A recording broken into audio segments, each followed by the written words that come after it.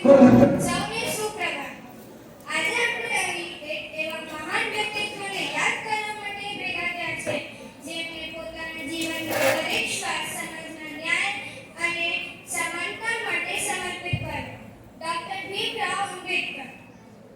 14 April 1851ના રોજ જન્મેલા doctor Ambedkar માત્ર એક વ્યક્તિ ન હતા. તેઓ એક વિચારધારા હતા, એક ક્રાંતિ હતા અને એક એવી આશા હતા જે લાખો પીડિત લોકોના જીવનમાં પ્રકાશ કર્યો. મિત્રો, આપણે કલ્પના પણ કરી શકતા નહોતા કે તેમને બાળપણમાં કેટલી મુશ્કેલીઓનો સામનો કર્યો. શાળામાં તેમને અલગ બેસાડવામાં આવતા, પાણી પીવા માટે પણ પરવાનગી લેવી પડતી. માત્ર જન્મના કારણે તેમને અપમાન સહન કરવું પડતું.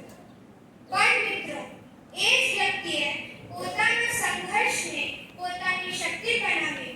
તેમને શિક્ષણને હથિયાર બનાવ્યું અને દુનિયાના શ્રેષ્ઠ યુનિવર્સિટીઓમાં અભ્યાસ કર્યો. તેમનો એક સંદેશ આજે પણ આપણા દિલને ઝંઝાડે છે. શિક્ષણ બનો, સંગઠિત બનો અને સંઘર્ષ કરો.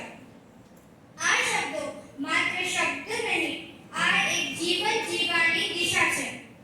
ડોક્ટર આંબેડકરે માત્ર પોતાના માટે નહીં, પરંતુ સમગ્ર સમાજ માટે લડત લડી. તેઓ ભારતના બંધારણના મુખ્ય રચયિતા બન્યા અને દરેક નાગરિકને સમાન અધિકાર મળે તે માટે કાયદો બનાવ્યો. તેમણે આપણને શીખવ્યું કે અન્યાય સામે ક્યારેય ચૂપ ન રહેવું, પોતાના સપનાઓ માટે સતત મહેનત કરવી અને જીવનમાં કેટલા કઠિન પરિસ્થિતિઓ આવે પણ ક્યારેય હાર ન માનવી. મિત્રો, આજે આપણે પોતાને એક પ્રશ્ન પૂછવો જોઈએ: શું આપણે